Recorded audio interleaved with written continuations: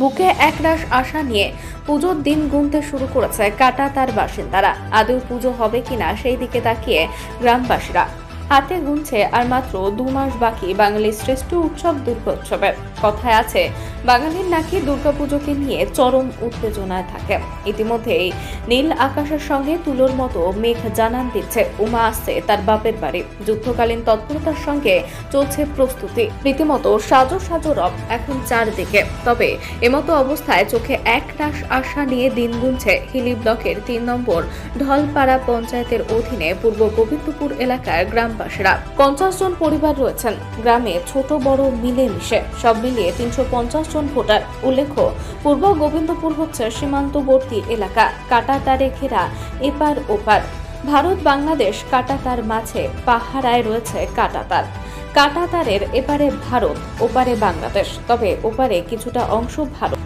সেই গ্রামের নাম পূর্ব গোবিন্দপুর। এই গ্রামে একটি দুর্গা পুজো হয়, যা এক প্রকার ব্যাপক সাড়া ফেলে চারিদিকে। জানা যায়, এক প্রকার বিশেষ গুরুত্ব ও বৈশিষ্ট্য রয়েছে এই দুর্গা পুজোর। সারা ভারতবর্ষে এক প্রকার ব্যাপক নাম রয়েছে এই পূর্ব গোবিন্দপুরের দুর্গা পুজোকে নিয়ে। কাঁটাতারের একমাত্র দুর্গা পুজো। শুধু পুজোর সময়তেই বন্ধু থেকে আত্মীয় স্বজনের সঙ্গে দেখা হয় গ্রামবাসীদের। তবে মাঝখানে রয়েছে কাঁটাতার, যা ভাগ করে দিয়েছে এপার ওপারকে। পূর্ব গোবিন্দপুর মন্দির থেকে 0 লাইন দূরত্ব মাত্র 50 গজ। জানা যায়, রীতিমতো প্রশাসনিক কড়া নিরাপত্তা হয় দুর্গাপুজোয়। করোনা মহামারীর সময় কিছুটা বিঘ্ন ঘটে পুজোয়। তারপরে এবার একই রকম আশা করছে পূর্ব গোবিন্দপুরের গ্রামবাসীরা। ইতিমধ্যে হাসিনা সরকারের পতন ঘটেছে, তৈরি হয়েছে অন্তর্বর্তীকালীন সরকার। রীতিমতো তাল মাটাল পরিস্থিতি নিয়ে এমতো অবস্থায় কাঁটাতারের ওপারে কিভাবে হবে বিশেষ ঐতিহ্যবাহী দুর্গাপুজো। এই দুর্গাপুজো দূর দূরান্ত থেকে ভক্তের সমাগম হয়। বিশেষ এই পুজো দেখতে এক প্রকার বিশেষ উত্তেজনা লক্ষ্য করা যায়। তবে এবছর কি হবে, কিভাবে হবে মায়ের পুজো, সেদিকে তাকিয়ে রয়েছে কাঁটাতারের বাসিন্দারা। বিএসএফ থেকে বিজেপি রীতিমতো কড়া নিরাপত্তার মাঝে হয়ে থাকে পুজো। তবে এবারে রীতিমতো টালমাটাল পরিস্থিতিতে কিভাবে হবে মায়ের পুজো, আদৌ হবে কিনা সেদিকে তাকিয়ে রয়েছে কাঁটাতারের পূর্ব গোবিন্দপুরের বাসিন্দারা। সন্ধ্যার মাধ্যমে মুখোমুখি হয়ে পূর্ব গোবিন্দপুরের 2 বাসিন্দা বিস্তারিতভাবে কি বললেন শুনে নেব। না ভালো ভালো লোকাল গোবিন্দপুরে তার কাটার এইবার তো একটা তালমাটাল একটা পরিস্থিতি আছে, কারণ যে হাসিনা সরকারের পদত্যাগ হয়েছে, সেখানে দাঁড়িয়ে এই বছর কিরকম হতে পারে দুর্গাপূজা, কেমন মনে করছেন? মোটামুটি এমন খারাপ যাবে না, মোটামুটি ঝামেলা শেষ হয়ে গেছে। তো কেমন হবে দুর্গাপূজা? হবে সেইভাবে হবে, অতটা জমজমাট হবে না। জমজমাট কেন হবে না? একবার পূজা তো হবে।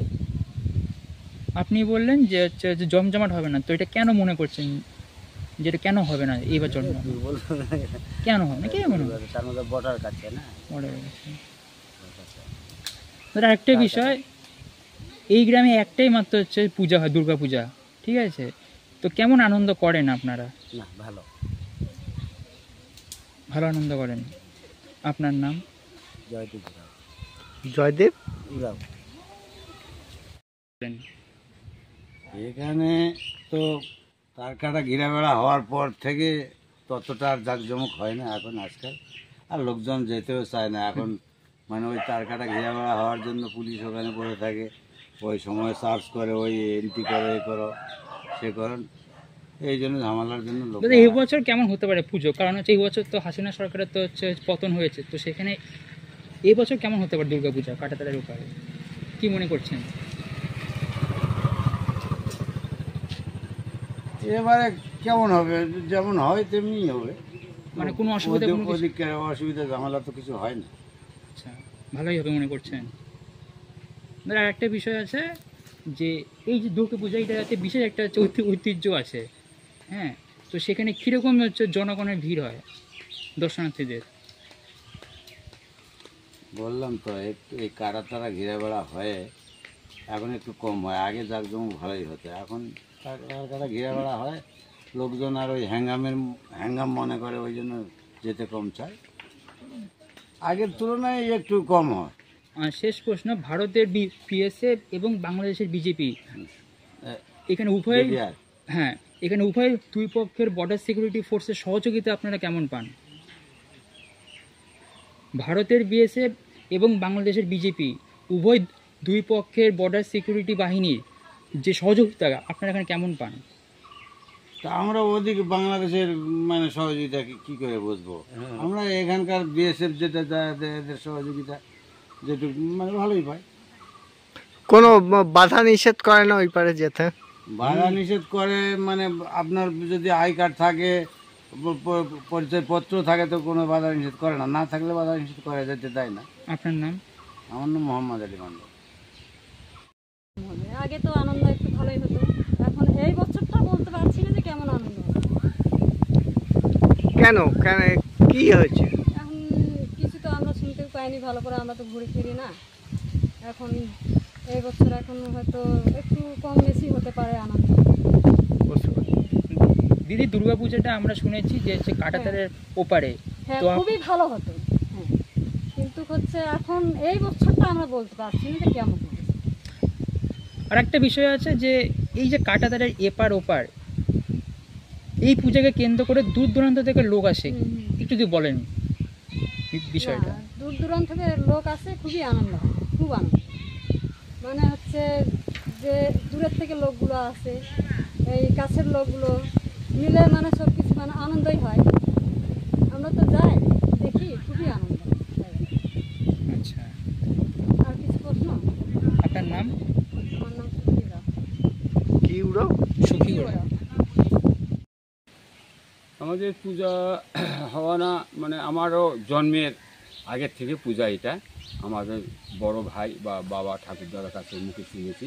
মোটামুটি 72-73 বছর বোধহয় হচ্ছে এরকম। হ্যাঁ, তো এবারে অন্যান্য বছরের তুলনায় এবারে পূজার বাংলাদেশের যে একটা ঘটনা ঘটেছে, এই ঘটনা শেখ হাসিনা পদত্যাগ করার পর দেশ ছেড়ে চলে গেল। তারপর এখানে আমাদের এই সাইডটা অবশ্য কোনো রকম মানে গণ্ডগোল বা কোনো রকম সৃষ্টি হয়নি।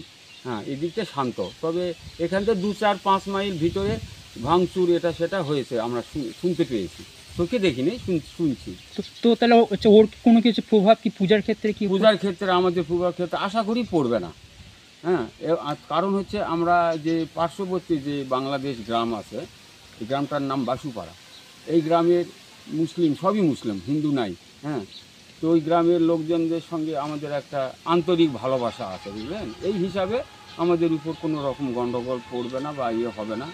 এবং পার্শ্বেই আমাদের 19 নম্বর 20 নম্বর যে পিলারগুলো আছে, ওই পিলারের সঙ্গে 12-14 ঘর আমাদের হিন্দু, মালি টাইটেল হিন্দু আছে, তারা আমাদের পূজাতে বেশ উপভোগ করতো। হ্যাঁ, এর আগে তো বাংলাদেশের মুসলিমরাও আসতো পূজাতে একসঙ্গে, মানে জাতি ধর্ম নির্বিশেষে একসঙ্গে মহা মিলে পূজাতে আনন্দ উপভোগ করতাম। এবং আমাদের বিএসএফ তখনকার দিনে, আজ থেকে 2-3 বছর আগের কথা, তারাও উদ্যোগী হয়ে বলতো। আপনাদের এই পূজাকে কেন্দ্র করে বিএসএফ এবং বিজেপি উভয় দুই পক্ষের সীমান্ত রক্ষা বাহিনীর কেমন সহযোগিতা পান? এর আগে খুব ভালো সহযোগিতা পেয়েছি, কিন্তু 2 বছর থেকে আমাদের বিএসএফের এমনি আমাদের দেন সহযোগিতা করেন, কিন্তু আগে যে বাংলাদেশের লোকগুলো আসতো বহু দূর থেকে, 2-4-5 মাইলের ভিতর থেকে আমাদের পূজা দেখার জন্য, উপভোগ করার জন্য আসতো। হ্যাঁ, সেটা 2 বছর থেকে মোটামুটি বন্ধ হয়ে গেছে। শুধু এই পার্শ্বে কটা গ্রামের লোকজন আসে, তাও গতবার থেকে কড়াকড়ির জন্য ভয়ে আর আসে না। তো এই বছর কেমন হতে হবে, কেমন আশা করছেন? এবারে ওই আশা করছি যে এই মানে অন্য এই তরফ থেকে, বিএসএফের তরফ থেকে বা বাংলাদেশের বিডিআর তরফ থেকে, ওই দেশের লোক যে আসে পূজাতে উপভোগ করবে বা পূজাতে দেখতে পারবে, মনে হয় হবে না। তবে পূজার আমাদের কোনো গন্ডগোল কিছু হবে না, এরকম একটা আমরা আশঙ্কা করছি। হ্যাঁ দাদা, আপনাদের ওই গ্রামটাতে, গোবিন্দপুর গ্রামে মোট হচ্ছে কতজন পরিবার আপনাদের ওখানে আছে? এখন তো আগে তো ছিলাম মোটামুটি 70-75 ঘর, এখন তাও 45 থেকে 50 ঘর আছি, 300 লোক আছি। হ্যাঁ, ওই পারে এখন তার কাটার ভিতরে আছি, এখনো আছি। এই পুজোকে ঘিরে আনন্দ কেমন হয়? আনন্দ উপভোগ খুবই সুন্দর হয়, খুবই ভালো হয়। কারণ হচ্ছে এর আগে যতটা হতো তার চেয়ে কিছুটা কমে গেছে, এবং এর আগে আমাদের 2 বছর আগে আমাদের তার কাটার ঘিরার বন্দি থাকলেও আমাদের হিলি বালুঘাটের পূজা দেখার জন্য গেট 5-4 দিন, ষষ্ঠীর দিন দিত না, সপ্তমীর দিন থেকে দশমী অবধি রাত্রি 9টা-10টা অবধি খোলা থাকতো। আর 2 বছর তার খুলে দেয় না, একটা দিন শুধু দেয়। খোলে না কেন, কি মনে করছেন? মনে খোলে না এখন, মানে প্রশাসনের উপর থেকে ওদের হয়তো সরকারি তরফ থেকে হয়তো কড়াকড়ি কোনো ইয়ে আছে। আর বিএসএফরাও বেশি ঝামেলা নিতে চায় না, খুলে রাখবো, কে ঢুকবে কে বাড়াবে, অনেক সময় হয়তো কোনো দুষ্কৃতী কেউ ঢুকলো বাড়ালো, এরা একটু ভয়ও করে, বুঝলেন। আপনার নাম? আমার নাম অতুল চন্দ্র মণ্ডল, আমার বাড়ি পূর্ব গোবিন্দপুর, বাংলাদেশ। হ্যাঁ না ইন্ডিয়া, ইন্ডিয়ার ওই পারি, তারপর হ্যাঁ পূর্ব গোবিন্দ, ভারত গোবিন্দ। হ্যাঁ।